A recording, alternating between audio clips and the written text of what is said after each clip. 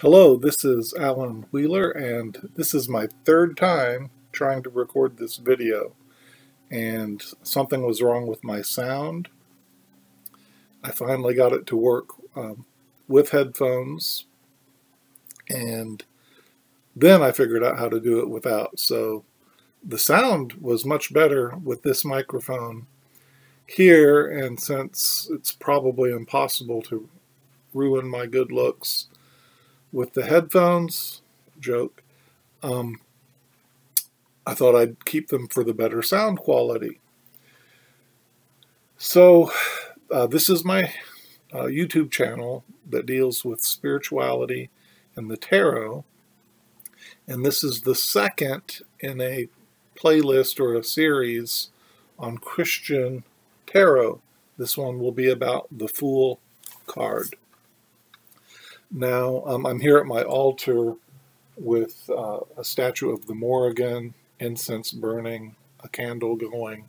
So my disclaimer here is that the material I'm using I actually came up with some years ago when I was transitioning from being a more conservative Christian to expanding my spirituality, and tarot was one of my first steps.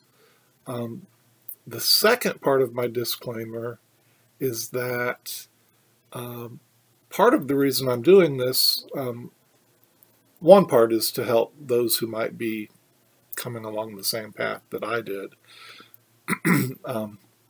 And as well, it would be useful for readers who want to read for Christians or do classes about tarot for Christians or something like that. But in addition, it's good for me because I'm fighting an aversion to my past beliefs, and I don't want to throw the baby out with the bathwater. I think there's all the religions say something about love, and many have a part of that in that analogy of the blind men and the elephant, and have important pieces of the puzzle. So my knee-jerk reaction to turn my back on what came before, I kind of want to fight against that.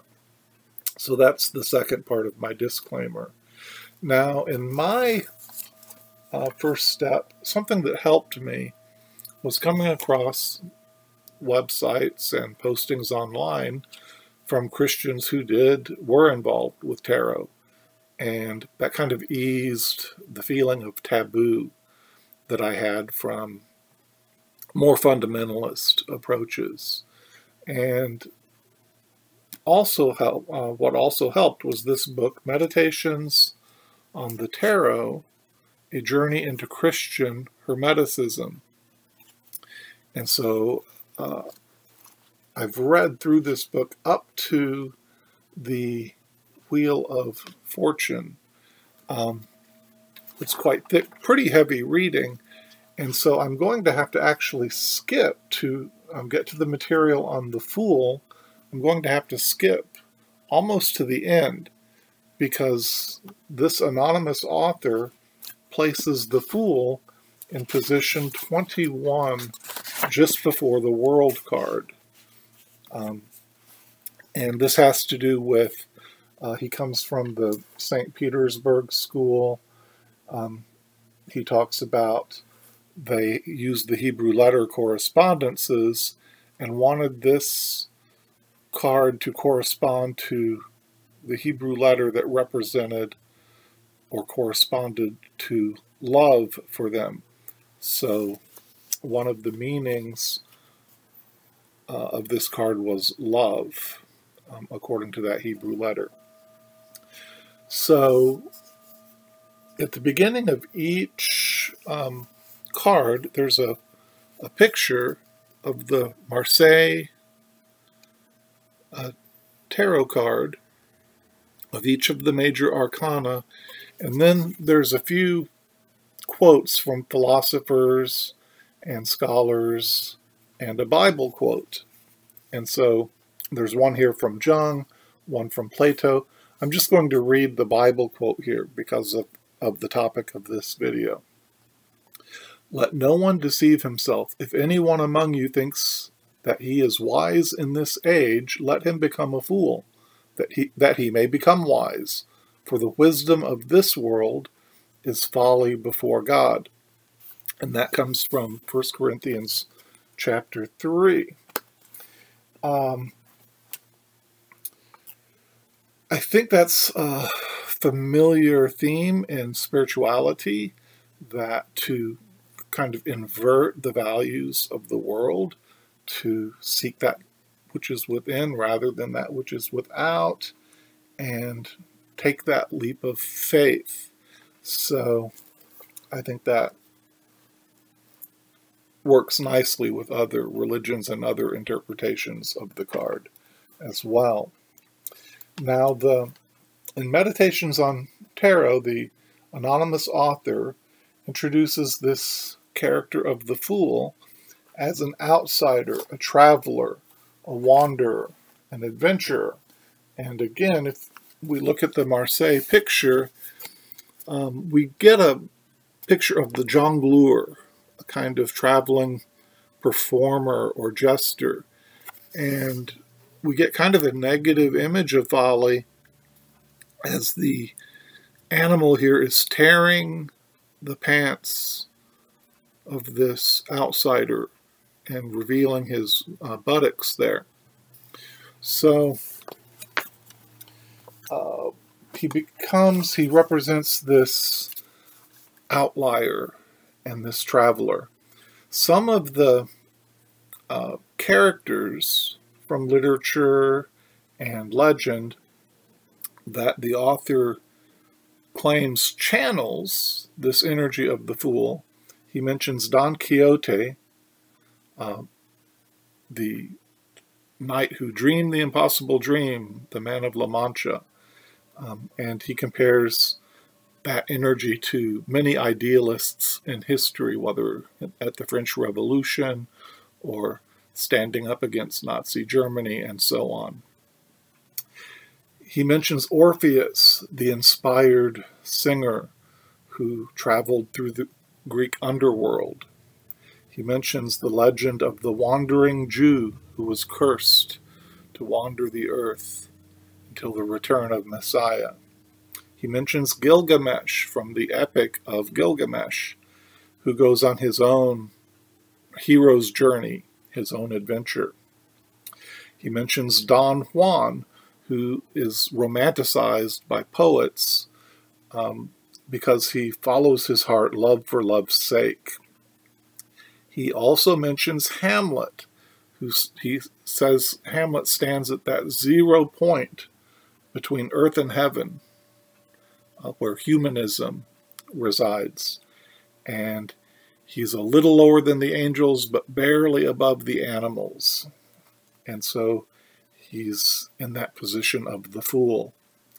Finally, he mentions the prodigal son, and this ties into the way his school of thought about the Fool as relating to love. And he brings up the parable of the prodigal son who chased materialism and took his inheritance and threw it away, basically. And he mentions that this kind of materialism, there's no end to it. We get TVs, and then we get airplanes, and finally spaceships, but nothing ever satisfies. But the prodigal son returns home to re-engage with that loving embrace. And so this is the picture of the Fool, the dark side, the folly of wasting everything, and then having that leap of faith to return home. This anonymous author also mentions Levi, who designed the one of the first tarot decks, and who also put the Fool in position 21, along with Waite and the Golden Dawn. But he mentions how Levi turned from ceremonial magic in his later years to Christian mysticism.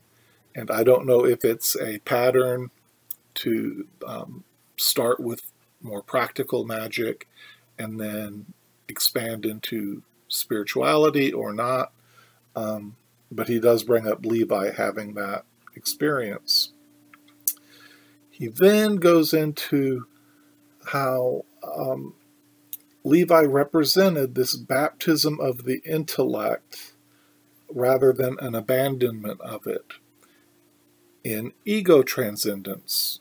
Okay, so that's getting a little deep, I guess, but he mentions how avatars, Buddha, Bodhisattva, prophets, sons of God, all these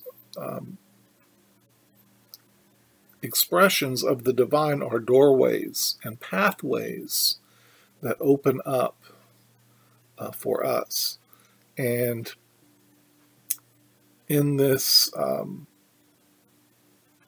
transcendence,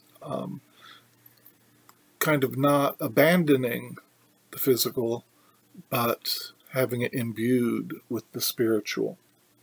So in this way, I'll kind of reel it back in a little bit here, but in this way, the anonymous author says that the fool serves as both a model and a warning to us. He's a model of transcending consciousness, taking that leap of faith, following the heart, but also the danger of it. And so there's the familiar saying that the mystic swims in the same water where the mad person, the insane person, drowns in that same water. So let's turn from the Meditations on the Tarot to from the Marseille and its interpretation to the Golden Dawn and the Rider-Waite-Smith version of the Fool. I've got here, that's actually the Magician. This is the pictorial key to the tarot. This is the Smith-Waite Centennial Edition. And so we see a much more positive image of the Fool with that bright sun shining, and he's holding a rose, and the animal seems to be warning or expressing friendly instinct or intuition. And so we get that much more bright version of the Fool here. Here's what Waite says in the key, the pictorial key to the tarot. The Fool is a prince of the other world on his travels through this one. And so he is that outsider, but he's otherworldly. And so much more optimistic there. Here again, we see the leap of faith, following the heart and intuition,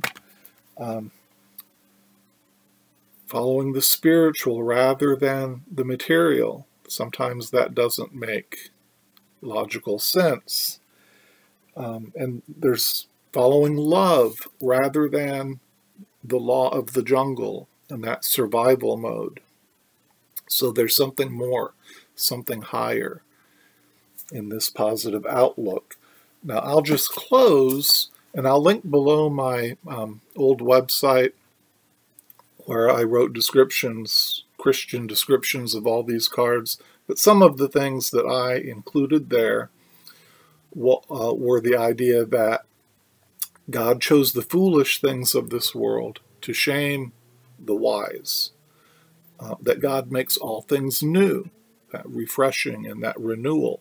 The old has gone, the new has come, and that we live by what is unseen, not by what is seen. And so I find a lot of those principles resonate with other spiritual paths as well, but do not necessarily contradict or become a big taboo to Christians. I linked a song there I'll close with the chorus of this song. And again, it's on the website linked. And so we follow God's own fool, for only the foolish can tell. Believe the unbelievable, come be a fool as well.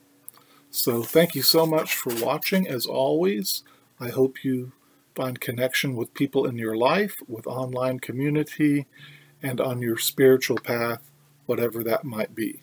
Take care.